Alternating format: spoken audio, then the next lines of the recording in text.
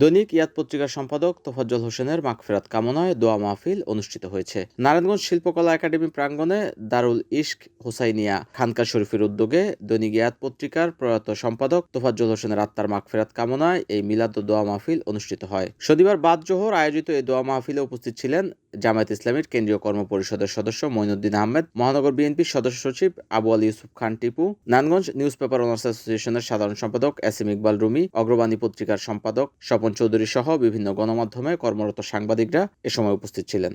তোফাজ্জল শুধু সাংবাদিকতাই করে নেই, ওর হাতের লেখা খুবই চমৎকার ছিল, ওর চিন্তা ভাবনা।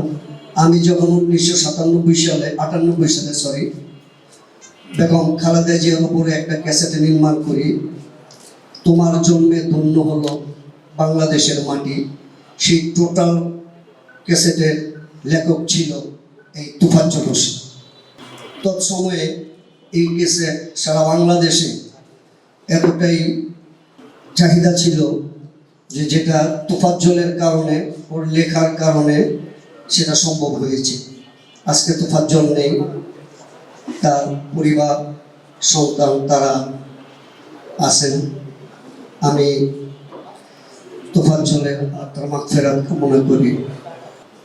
তোফাজ্জল ভাই, আবুল ভাই, শ্যামল ভাই যখন নাকি অন্ধকারে চলে গেল, তখন আবুল ভাই আর তোফাজ্জল ভাই এই দুইজন, এর মধ্যে কোনো কোনো ক্ষেত্রে আমি ওনাদের সহযোদ্ধা। তোফাজ্জল ভাইয়ের সাথে আবুল ভাইয়ের সাথে আমি সহযোদ্ধা, এবং এই সহযোদ্ধা চলাকালীন সময় দীর্ঘদিন একসাথে চলাফেরা, মানে অনেক স্মৃতিবহন করে, যা বলতে গেলে বলা সম্ভব না। উনি, আমার মনে হয় যে পৃথিবীতে যদি কোনো সুখী মানুষ হঠাৎ করে হয়, আমি 5ই আগস্টের পর থেকে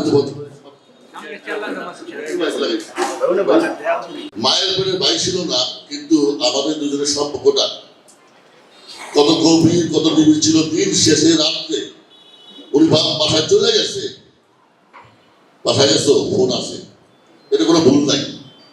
আমার মনে হয় যে একটা দিনের জন্য তোফাজ্জল আমাকে ফোন দেয় নাই, মনে হয়নি। সাংবাদিক তোফাজ্জলের যে কার্যক্রম, তার যে জীবন, এটা নিয়ে অল্প সময় আলোচনা করে শেষ করা যাবে না। বহুমুখী প্রতিভার অধিকারী ছিলেন সাংবাদিক তোফাজ্জল।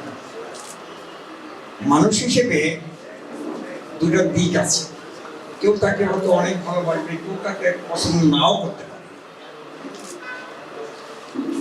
আমার মনে হয় তোফাজ্জলকে পছন্দ করতো না এমন মানুষের সংখ্যা পাওয়া কঠিন।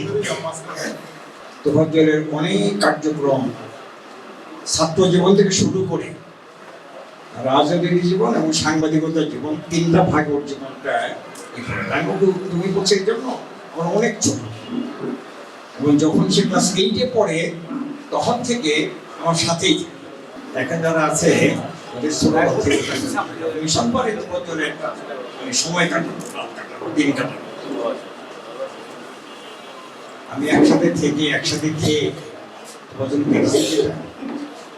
এটা আমার মনে হয় নারায়ণগঞ্জের মানুষ তোফাজ্জলকে স্মরণে রাখবে।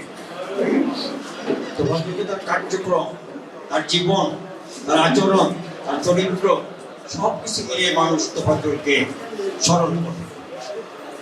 আমরা আল্লাহ তাআলার কাছে দোয়া করবো, আল্লাহ তাআলার কাছে করে তোফাজ্জলকে জান্নাতুল ফেরদৌস দান করেন, তার গুনাহ খাতা মাফ করেন। তোফাজ্জলের যে শোকসন্তপ্ত পরিবার পরিজন, তাদের ধৈর্য ধারণ করতে অপেক্ষা। NAN TV, Narayanganj.